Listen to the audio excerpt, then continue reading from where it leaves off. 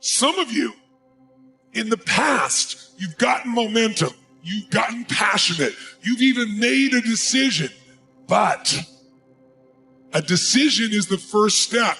Decision is like a war. I got to do this or that. All right, I'm going to make myself do this. But commitment is when you now, after you've decided, you commit to do this for the long term. Whether it's hard or easy, doesn't matter. You're doing this. Resolve means it's done. It's like, it doesn't even if you took action, it's done inside you, so it's done out there. There's no question whatsoever. What's the most important key to success? I think it's hunger. It's not getting satisfied. You know, if you look at a Mark Benioff at Salesforce, if you look at Richard Branson's friend of mine, or you look at anyone you respect who's achieved at the highest level, intelligence is an incredibly important distinction and a valuable thing to have in life. But I always tell people, you can find so many intelligent people that can't fight their way out of a paper bag. What matters is hunger.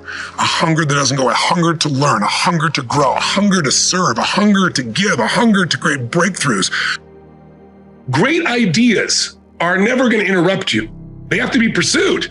And if you don't pursue them, you're going to get what everybody else has, which is all this fear, all this uncertainty, all this stuff that won't work, because everybody's focused on what won't work, what can't happen. Why? Because they're afraid. They're afraid to fail. They're afraid to try and feel like they're not enough. So you got to stand guard of that mind by feeding your mind. And so I decided I'm going to read a book a day. I took a speed reading course, and I didn't read a book a day, but I read 700 books over the period of 7 years, all in the area of philosophy, physiology, emotion, the things to me that mattered most. And what I really try to do is each day try to use something I learned, not just read, not just let my learning lead to knowledge. You know, Jim used to say, if you let your learning lead to knowledge, you become a fool. If you let your learning lead to action, that's when your life changes.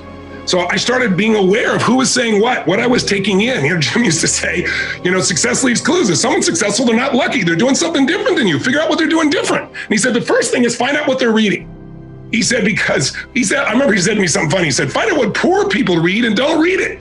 And when he said poor, he didn't just mean financially poor. He meant people that were unhappy, people that had no sense of meaning in their life, people that were financially strapped because they weren't managing to add value to other people, people that found themselves not taking care of their relationships, their body. Poor isn't just money. Wealth isn't just money. It's emotional, spiritual, everything. Find out what successful people do, what wealthy people read, what happy people read, and read that. A new life requires constantly putting yourself in new environments. It requires risk. It requires investing in yourself, time, energy, money, effort, not just keep doing what you're doing. If you do what you've always done, you'll get what you always had.